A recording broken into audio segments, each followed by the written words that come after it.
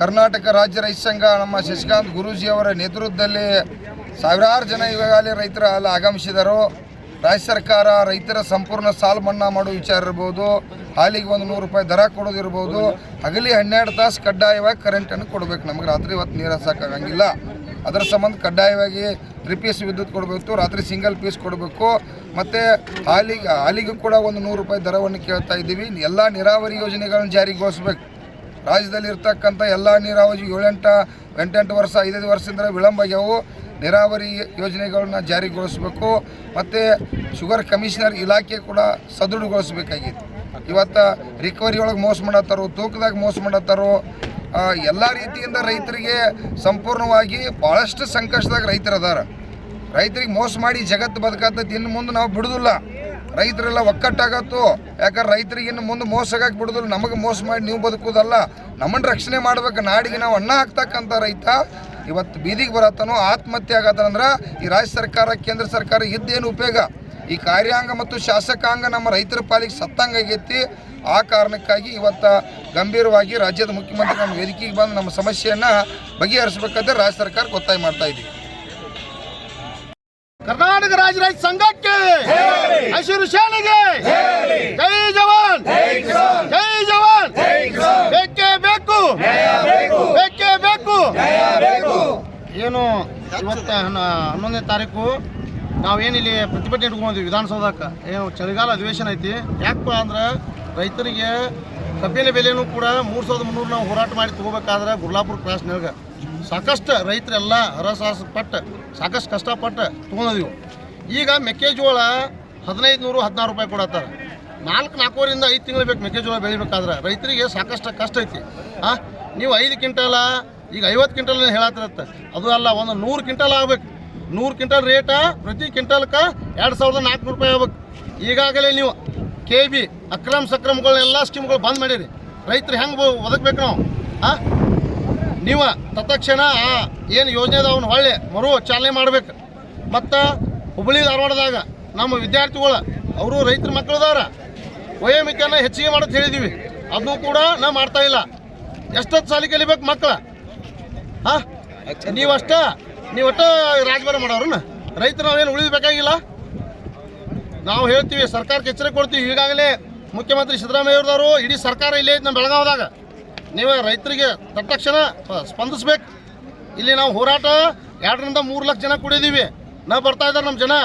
ನೀವು ಅದನ್ನೆಲ್ಲ ಗಮನದಾಗ ಇಟ್ಕೊಂಡು ಇವತ್ತು ಈ ಹೋರಾಟನ ನೀವು ಇಲ್ಲಿ ಬಂದು ನಮಗೆ ಏನು ಬೇಡಿಕೆಗಳಿದಾವ, ನಮ್ಮ ಹಕ್ಕು ಏನು ಒತ್ತಾಯ ಇದಾವೆ ಅವು ನೀವು ಪೂರೈಸಬೇಕು. ಇಲ್ಲಪ್ಪ ಅಂದ್ರೆ ಈ ಪ್ರತಿಭಟನೆ ನಾವು ಹಿಂತುಕೊಳ್ಳಂಗಿಲ್ಲ. ಅಷ್ಟು ಹೇಳಿ ನಾನು 2 ಮಾತು ಮುಗಿಸ್ತೀನಿ. ನಮಸ್ಕಾರ.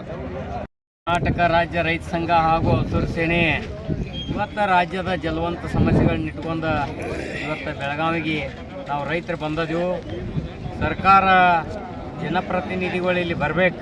ಯಾಕಪ್ಪ ಅಂತಂದ್ರೆ ಈಗ ಕಬ್ಬು ಮತ್ತು ಗೊಂಜಾಳದ ಅಲ್ಪ ಪ್ರಮಾಣ ನಾವು ಹಚ್ಚಿದೆವು. ಆದ್ರೆ ಇನ್ನೂ ಸಾಕಷ್ಟು ಅದಾವೆ. ಇವತ್ತು ಹೈನುಗಾರಿಕೆ ನೋಡ್ಬೇಕಂತಂದ್ರೆ ಮಹಾರಾಷ್ಟ್ರದ ಮಾದರಿ ಲೆಕ್ಕ ಹಾಕಿದ್ರೆ ನಾವು ಇವತ್ತು ಮಹಾರಾಷ್ಟ್ರದಾಗ ಒಂದು 100 ರೂಪಾಯಿ ಲೀಟ್ರ್ ಹಾಲಿನ ರೇಟ್ ಇದ್ರೆ ಕರ್ನಾಟಕದಾಗ ಬರೀ 50 ರೂಪಾಯಿ ರೇಟ್ ಐತಿ. ಅದಕ್ಕೇನೈತಿ, ನಾವು ಕೂಡ ಕರ್ನಾಟಕದಾಗ ಎಮ್ಮೆ ಹಾಲಿಗೆ ಒಂದು 100 ರೂಪಾಯಿ ರೇಟ್ ಆಗಬೇಕು, ಆಕಳ ಹಾಲಿಗೆ ಒಂದು 70 ರೂಪಾಯಿ ರೇಟ್ ಆಗ್ಬೇಕಂತೇಳಿ ಒತ್ತಾಯ ಮಾಡೋರ್ದು. ಮತ್ತು ಇವತ್ತು ಸರ್ಕಾರ ಇನ್ನೊಂದು ಏನು ತಪ್ಪು ಮಾಡತ್ತೈತಪ್ಪ ಅಂತಂದ್ರೆ ಯಾವುದೋ ಒಂದು ನೌಕರಿ ಹುದ್ದೆಗಳು ತುಂಬ್ಕೋಬೇಕಂತಂದ್ರೆ ಆ ಜಿಲ್ಲಾವಾರು ಡಿವೈಡ್ ಮಾಡ್ಬೇಕು. ಯಾಕಂತಂದ್ರೆ ಬೆಂಗಳೂರು ಅಂತ ಸಿಟಿ ಒಳಗೆ ಭಾಳಷ್ಟು ಪ್ರಬಲರ ಕಲಿಸಿರ್ತಾರೋ. ಆದ್ರೆ ಒಂದೇ ರಾಜ್ಯ ಒಂದೇ ಜಿಲ್ಲಾದಾಗಿನವ್ರು ಸೆಲೆಕ್ಟ್ ಆದ್ರೆ ಇನ್ನೂ ಜಿಲ್ಲಾಕ್ಕೂ ಭಾಳಷ್ಟು ಅನ್ಯಾಯ ಆಕೈತಿ. ಅದಕ್ಕೇನೈತಿ, ಸರ್ಕಾರ ಎಚ್ಚೆತ್ಕೊಂಡು ಏನು ನಿಮ್ಮ ಸರ್ಕಾರದಿಂದ ಇವತ್ತು ನೌಕರಿ ತುಂಬ್ಕೋಬೇಕಾದ್ರೆ ಅದು ಜಿಲ್ಲಾ ಮತ್ತು ತಾಲೂಕು ವೈಸ್ ಡಿವೈಡ್ ಆಗ್ಬೇಕಂತೇಳಿ ನಮ್ಮ ಒತ್ತಾಯ ಐತಿ. ಯಾಕಂತಂದ್ರೆ ಅದು ಮಾರ್ಕಸ್ ಒಂದು ಹೆಚ್ಚು ಕಡಿಮೆ ಇರ್ಬೋದು, ಆದ್ರೆ ಎಲ್ಲ ಭಾಗದಾಗೂ ಅದು ಸಮಾನ ಹಂಚಿಕೆ ಆಗ್ಬೇಕಂತೇಳಿ ಅದು ಕೂಡ ಒತ್ತಾಯ ಐತಿ. ಮತ್ತು ಇನ್ನೊಂದು ಏನಪ್ಪ ಅಂತಂದ್ರೆ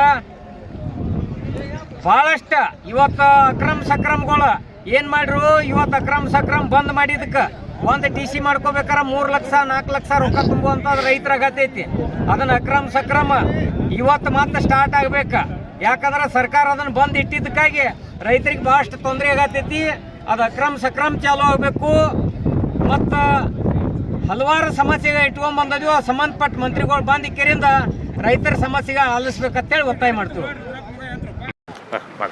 ಬೆಳಗಾವಿ ಜಿಲ್ಲೆ ಗೋಕಾಕ್ ತಾಲೂಕಿಂದ ಸಾವಳಿ ಗ್ರಾಮದಿಂದ ಬಂದವ್ರಿ. ಕಬ್ಬು ಬೆಳೆಗಾರರ ವತಿಯಿಂದ ನಮ್ಮ ರೈತ ಸಂಘದಿಂದ 4 ವರ್ಷ ಆಯ್ತು ಕಬ್ಬಿಗೆ 3,000 ಕೊಟ್ಟಿರಿ. ಈ ವರ್ಷ ರೈತ ಸಂಘದಿಂದ ಹೋರಾಟದಿಂದ ನಮ್ಗೆ 300 ರೂಪಾಯಿ ಹೆಚ್ಚು ರೇಟ್ ಸಿಕ್ಕೈತಿ. ಅದಕ್ಕಾಗಿ ರೈತರದ ಖುಷಿ ಆಗಿದ್ದಾರೆ. ಅದಕ್ಕಾಗಿ ರೈತನ ಒಕ್ಕಟ್ಟಾರನ ಎಲ್ಲ ನಮ್ಮ ಇನ್ನುಳಿದ ಸರ್ಕಾರದಿಂದ ನಮ್ಗೆ ಸಹಾಯ ಸಿಗ್ತೈತಿ. ಇಲ್ಲದ್ರೆ ನಾವು ಹಂಗ ಮಾಡಂಗಿಲ್ಲ. ಅದಕ್ಕಾಗಿ ನಮ್ಮ ರೈತ ಸಂಘದಿಂದ ಮೇಲಿಂದ ಸರ್ಕಾರಕ್ಕೆ ಎತ್ತರ ಕೊಡಬೇಕಾಗಿ ವಿನಂತಿ.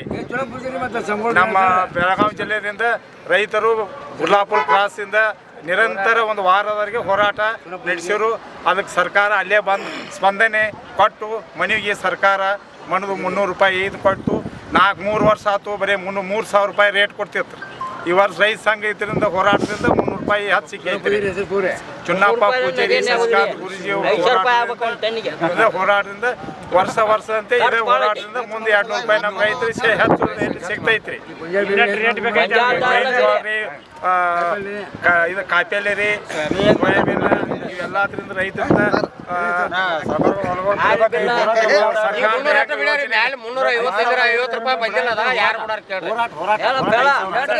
ಫಂಕ್ಷನ್ 350 ಹೇಳ್ರಿ, 300 ಅಟ್ಟ ಬಿಡ್ಯಾರ್ರಿ ಯಾರ್ರೀ ಪ್ರಭಾಕರ್ ಕೋರಿ ಅವ್ರ. ಈಗ ಮೇಲೆ 50 ರೂಪಾಯಿ ಬಿಟ್ಲಿರಿ. ಇವತ್ತು ನಮ್ಗೆ ಜಮಾ ಆಗೈತ್ರಿ ಬಿಲ್ ಬಂದ 3,300 ಬಿಡ್ಯಾರ್ರಿ. ಮೇಲೆ 50 ರೂಪಾಯಿ ಬಿಟ್ಟೇ ಇಲ್ರಿ ನಮಗೆ. 200 ಬೇಕಾರೆ 200 ಬಿಡ್ಯಾರ್ರಿ. ಅದೆಲ್ಲ ಸ್ವಲ್ಪ ಗೊಂದಲ ಹಿಡಿದೈತ್ರಿ ನಮಗೆ ರೈತರಿಗೆ. 200 ಬಿಟ್ಟಾರ್ರಿ. ಮತ್ತೆ ಅದು ಅವು ಒಂದೊಂದು ಫ್ಯಾಕ್ಟ್ರಿ ದೊಡ್ಡ ಬರೋವಲ್ರಿ ಬಿಲ್ 15 ರೂಪಾಯಿ ಅಂತ ಹೇಳ್ರಿ. ಒಂದು ತಿಂಗಳು 1.5 ತಿಂಗಳ ಕಬ್ಬು ಹೋಗಿ ನಮ್ಗೆ ಇನ್ನೂ ಬಿಲ್ ಬರಲಿಲ್ಲ.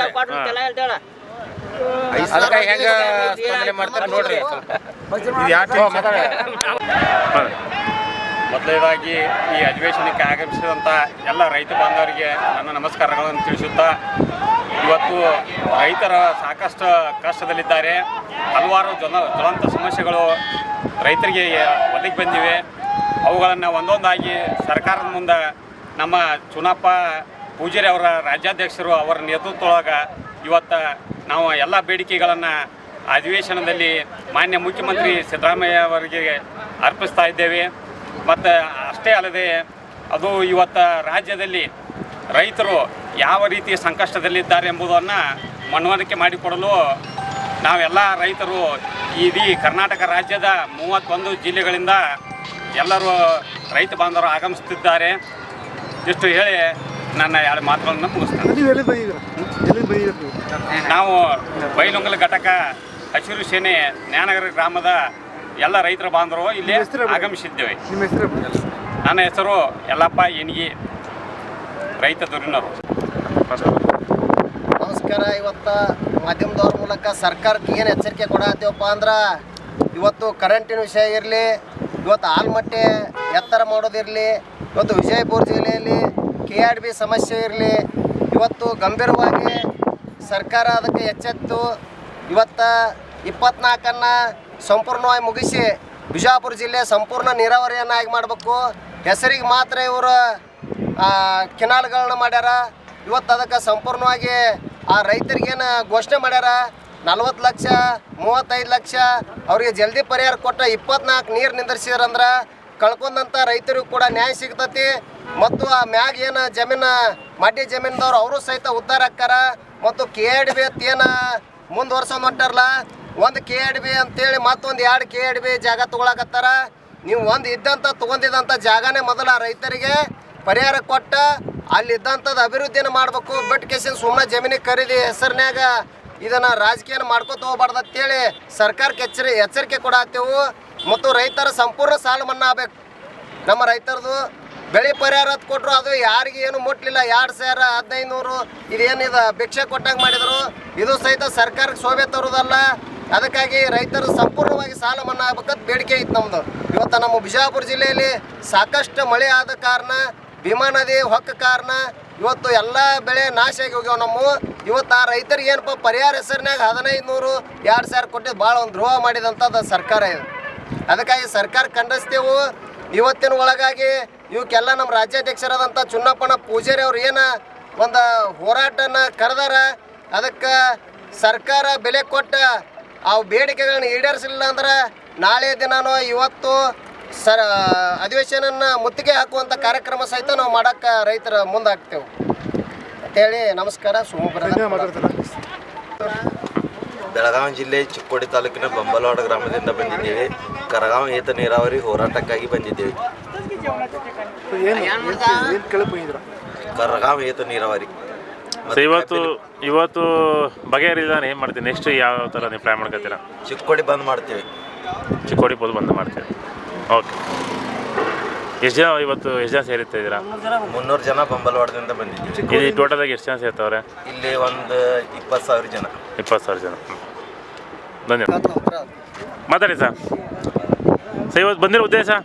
ಇವತ್ತು ಬಂದಿದ್ದ ಉದ್ದೇಶ ರೀ, ನಮ್ಮ ರೈತ ಸಂಘದ ಈ ಕಬ್ಬಿನ ಹೋರಾಟಕ್ಕಾಗಿ ನಮ್ಮ ಚುನಪ್ಪ ಪೂಜಾರಿ ಅವರು ಹಾಗೂ ಶಶಿಕಾಂತ್ ಗುರೂಜಿ ಅವರು ಗುರ್ಲಾಪುರ ಕ್ರಾಸದಲ್ಲಿ ನಿರಂತರವಾಗಿ 10-12 ದಿವಸ ಹೋರಾಟವನ್ನು ಮಾಡಿ ನಮ್ಮ ರೈತರಿಗೆ ಸರ್ಕಾರದಿಂದ ಹಾಗೂ ಫ್ಯಾಕ್ಟ್ರಿ ಮಾಲಕರಿಂದ 300 ರೂಪಾಯಿನ ಹೆಚ್ಚಿಗೆ ಮಾಡಿದರು. ಅದರ ಪರವಾಗಿ ಇನ್ನೂ ಹೆಚ್ಚಿಗೆ ಮಾಡ್ಬೇಕಂತೇಳಿ, ಹಾಗೂ ಇದು ಕಬ್ಬಿಂದ ಒಂದಲ್ಲ ಅನೇಕ ರೀತಿಯ ಬೇಡಿಕೆ ಇದಾವೆ ನಮ್ಮ ಎಲ್ಲ ರೈತರು.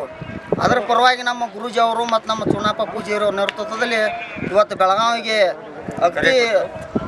ಅತಿ ವಿಜೃಂಭಣೆಯಿಂದ ಹೋರಾಟವನ್ನು, ಬೃಹತ್ವಾದಂಥ ಹೋರಾಟವನ್ನು ಇಲ್ಲಿ ನಮ್ಮ ಬೆಳಗಾವಿಯಲ್ಲಿ ಇವತ್ತು ಅಧಿವೇಶನದ ಸಲುವಾಗಿ ಇಲ್ಲಿ ಹೋರಾಟವನ್ನು ಇಟ್ಕೊಂಡಿದ್ದಾರೆ. ಅದಕ್ಕಾಗಿ ನಾವು ಮೂಡೂಲ್ಗಿ ತಾಲೂಕು ತಿಗಡಿ ಗ್ರಾಮದಿಂದ ಬೆಂಬಲ ಕೊಡಲಿಕ್ಕೆ ನಾವು ಎಲ್ಲರೂ ಬಂದಿದ್ದೇವೆ. ಅದಕ್ಕೆ ನಾವು ರೈತರ ಬೇಡಿಕೆ ಭಾಳ ಅದಾವು. ಯಾಕಂದ್ರೆ ಕಬ್ಬಿನ ರೇಟಿಗೆ 300 ರೂಪಾಯಿ ಅಟ ಹೆಚ್ಚಿಗೆ ಮಾಡ್ಯಾರು, ಆದರೂ ಇನ್ನೂ ಹೆಚ್ಚಿಗೆ ಆಗ್ಬೇಕಾಯ್ತದ. ಯಾಕಂದ್ರೆ ಈಗ ಅದ್ರದ್ದೆಲ್ಲ ಸರ್ಕಾರ ಟ್ಯಾಕ್ಸ್ ಕಂಡಾಪಟ್ಟಿ ಟ್ಯಾಕ್ಸ್ ಹೋಗ್ತದೆ ಹೇಳ್ಯಾರ. ಈಗಾಗಲೇ ನಮ್ಮ ಅಧ್ಯಕ್ಷರ ಹಾಗೂ ಉಪಾಧ್ಯಕ್ಷರ ಸಿಕ್ಕಾಪಟ್ಟಿ ಟ್ಯಾಕ್ಸ್ ಹೋಗ್ತೈತಿ. ಆ ಟ್ಯಾಕ್ಸ್ದಾಗಿಂದ ಸೆಂಟ್ರಲ್ ಗೌರ್ಮೆಂಟ್ದಾಗ ಮತ್ತು ಈ ರಾಜ್ಯ ಸರ್ಕಾರದಿಂದ ಇನ್ನೂ 1,000 ರೂಪಾಯಿ ಹೆಚ್ಚಿಗೆ ಕೊಡ್ಬೇಕಂತ ಅನ್ನುವಂಥ ಬೇಡಿಕೆ ಸಲುವಾಗಿ ನಾವು ಇಲ್ಲಿ ಬೆಳಗಾವಿ ಹೋರಾಟಕ್ಕೆ ಬಂದದು. ಅದಕ್ಕಾಗಿ ಎಲ್ಲ ರೈತರು ಒಕ್ಕಟ್ಟಾಗಿ ನಾವು ಈ ಬೇಡಿಕೆಯನ್ನು ಸುದ್ದಿ ಮಾಡ್ಕೊಂಡು ಹೋಗ್ಬೇಕಂತೇಳಿ ನಮ್ಮ ಅಧ್ಯಕ್ಷರು ಹೇಳ್ಯಾರು. ಅದ್ರ ಸಲುವಾಗಿ ನಾವು ಇಲ್ಲೆಲ್ಲರೂ ಹೋರಾಟಕ್ಕಾಗಿ ಭಾಗವಹಿಸಿದ್ವಿ. ಮುಂದೆ ಅದ್ರಾಗ ಇನ್ನೊಂದು ಏನ್ರಿ, ಕಾಟಾದೊಂದು ಸಮಸ್ಯೆ ಬರತ್ತೆ. ಈಗೆಲ್ಲ ನಮ್ಮ ರೈತರು ಹೇಳತ್ತಾರು ಕಾಟಾದ ಏನಪ್ಪ ಅಂತಂದ್ರೆ ಎಲ್ಲರೂ ಕಾಟ ಕರೆಕ್ಟಾಗಿ ತೋರಿಸೋರು. ಈಗ ಒಂದೊಂದು ಕಾಟಾದ ಪಾಲ್ಟ್ ಬರ ಆಯ್ತದ. ಒಬ್ಬ ಕಾಟಗಳು ಅದನ್ನು ಕಂಪ್ಯೂಟರ್ ಕಾಟ ಇದನ್ನು ಎಲೆಕ್ಟ್ರಿಕ್ ಕಾಟ ಮಾಡ್ಬೇಕಂತೇಳಿ ನಮ್ಮ ಅಧ್ಯಕ್ಷರು ಹೇಳ್ಯಾರ. ಒಂದೊಂದು ಫ್ಯಾಕ್ಟ್ರಿಯಾಗ ಇಲ್ರಿ ಅವ. ಮತ್ತು ಇನ್ನೊಂದು ಏನಂದ್ರೆ ಒಂದೊಂದು ಫ್ಯಾಕ್ಟ್ರಿ ಅವ್ರ 3,300 ರೂಪಾಯಿ ಕೊಡತ್ತಾರ, ಒಂದು ಫ್ಯಾಕ್ಟ್ರಿ 3,200 ರೂಪಾಯಿ ಕೊಟ್ಟಾರ. ಅದು 3,000 ಫ್ಯಾಕ್ಟ್ರಿ ಅವ್ರು 3,300 ರೂಪಾಯಿ ಘೋಷಣೆ ಮಾಡ್ಯಾರು. ಅದು ಈಗ 3,300 ಅಟ ಕೊಟ್ಟಾರು, 50 ರೂಪಾಯಿ ಬಿಟ್ಟಿಲ್ಲ. ಒಂದು ಫ್ಯಾಕ್ಟ್ರಿ ಅವರು 3,300 ಘೋಷಣೆ ಮಾಡ್ಯಾರು, 3,200 ಕೊಟ್ಟಾರು, ನಾನು 100 ರೂಪಾಯಿ ಕೊಟ್ಟಿಲ್ಲ. ಅದನ್ನು ಎಲ್ಲ ಈಗ ನಮ್ಮ ಅಧ್ಯಕ್ಷರೆಲ್ಲ ಇದೇ ಮಾತಾಡ್ಯಾರು. ಅದನ್ನು ನಮ್ಮ ಅಧ್ಯಕ್ಷರಿಗೂ ಎಲ್ಲರಿಗೂ ರೈತರಿಗೆ ಈಗ ಅಲ್ಲಿ ಎಲ್ಲ ಅಡ್ವಾನ್ಸ್ ಮಾಡತ್ತಾರೋ. ಅದನ್ನು ಆ ಬೇಡಿಕೆನೂ ಎಲ್ಲರೂ ಸರ್ಕಾರಕ್ಕೆ ಅದನ್ನೆಲ್ಲ ವರದಿ ಕೊಡೋ ಸಲುವಾಗಿ ಇದನ್ನೆಲ್ಲ ಹೋರಾಟಕ್ಕೆ ನಾವೆಲ್ಲ ಭಾಗವಹಿಸ್ಕೊಂಡು ಇವತ್ತು ಬಗೆಹರಿದಿಲ್ಲ ಅಂದರೆ ಇವತ್ತು ಬಗೆಹರಿಲ್ಲ ಅಂದ್ರೆ ಬಗೆಹರಿ ನಾವು ನಿರಂತರವಾಗಿ ಹೋರಾಟ ಮಾಡ್ತೋದು ನಮ್ಮ ಅಧ್ಯಕ್ಷರು ಹೇಳಿದಾರೆ. ನಮ್ಮ ಅಧ್ಯಕ್ಷರ ನೇತೃತ್ವವಾಗಿ ಇವತ್ತು ಒಂದು ಅಲ್ಲಿ 12 ದಿವಸ ಆಗೈತಿ. ಇದ್ರಾಗ ಗುಲಾಬ್ ಕ್ರಾಶ್ನಾಗ ಇಲ್ಲೂ 10-12 ದಿವಸ ನಾವು ಹಿಂದೆ ಸರಿದಿಲ್ಲ. ಅದನ್ನೆಲ್ಲ ನಮ್ಮ ಅಧ್ಯಕ್ಷರ ಹಾಗೂ ಇವ್ರ ಗುರೂಜಿಯವರ ನೇತೃತ್ವದಲ್ಲಿ ಇದು 2 ದಿವಸ ಹೋಗಲಿ ನಮ್ಮ ಬೇಡಿಕೆಯನ್ನು ಈಡೇರ್ತಕ್ಕ ನಾವು ಹಿಂದೆ ಸರಿದಿಲ್ಲ. ಇವತ್ತು ಎಷ್ಟು ಜನ ರೈತರು ಸೇರಿರ್ಬೋದು? ಇವತ್ತು ಇಲ್ಲಿ ಅಂದಾಜು ಒಂದು 5 ರಿಂದ 6 ಲಕ್ಷ ತನಕ ಸೇರಿರ್ಬೋದು ಇವತ್ತು ರೀ.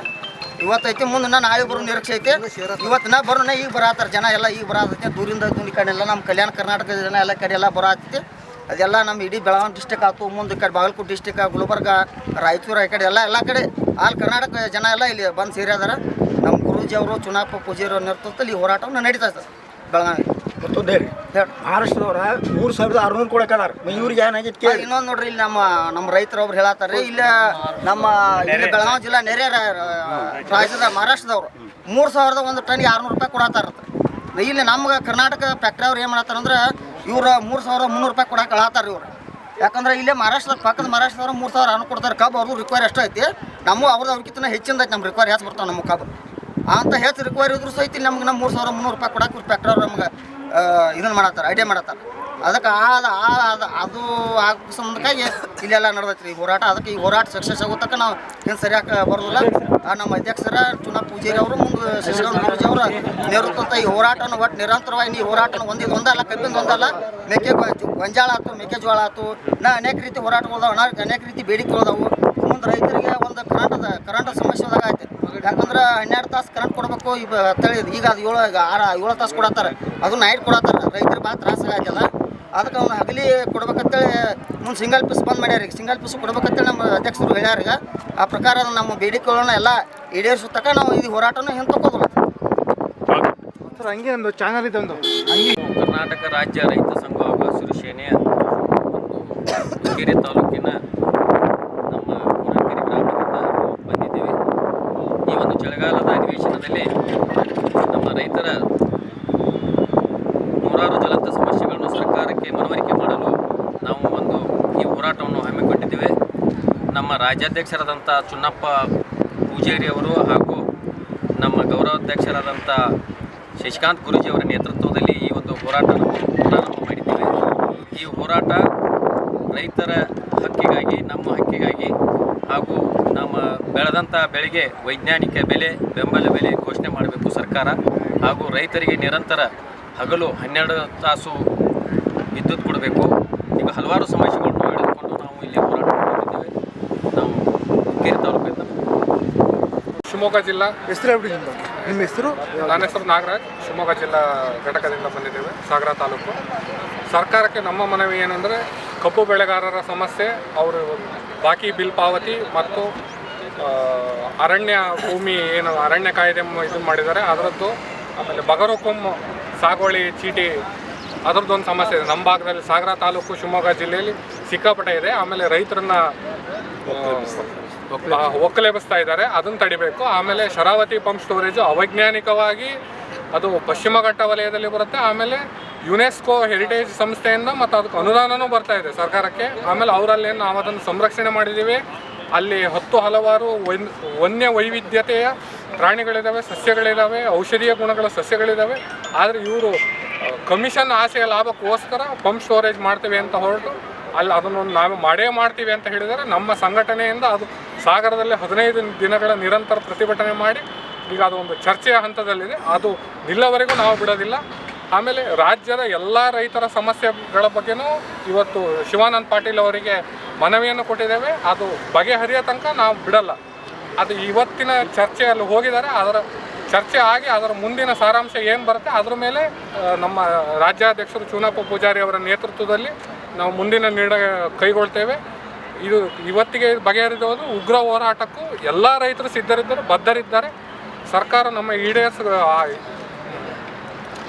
ಈಗ ಬೇಡಿಕೆಗಳನ್ನು ಈಡೇರಿಸೋ ತನಕ ನಾವು ಹೋರಾಟನ ಕೈ ಬಿಡೋಣ.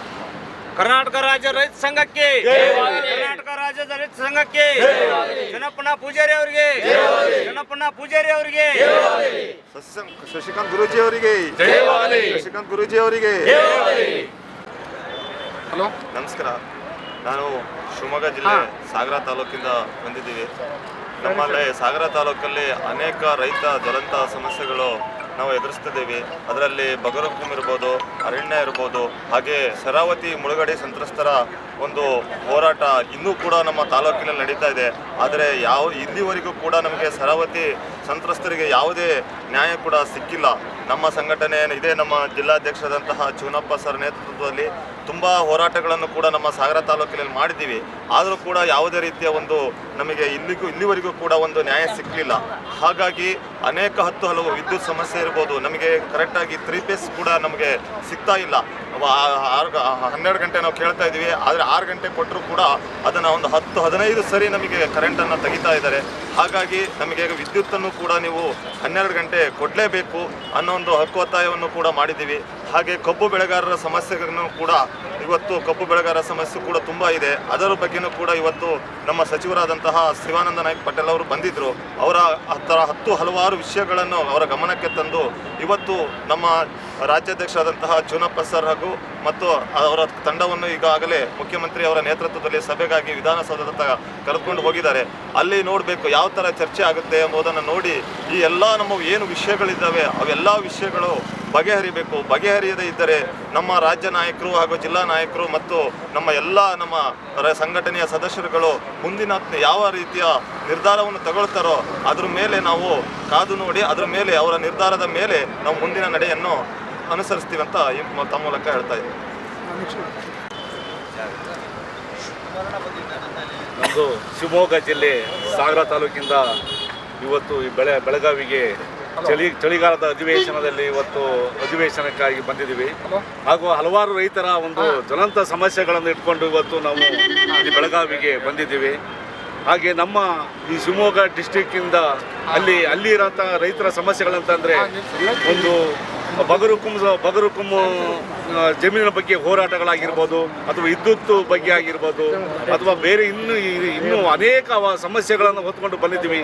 ಬಂದರೂ ಕೂಡ ಯಾವುದೇ ಅಲ್ಲಿನ ಸಚಿವರಾಗಲಿ ಅಲ್ಲಿನ MLAಗಳಾಗಲಿ ಯಾರೂ ಕೂಡ ಒಳ್ಳೆ ರೈತರ ಒಂದು ಬೇಡಿಕೆಗೆ ಸ್ಪಂದಿಸೋದಿಲ್ಲ.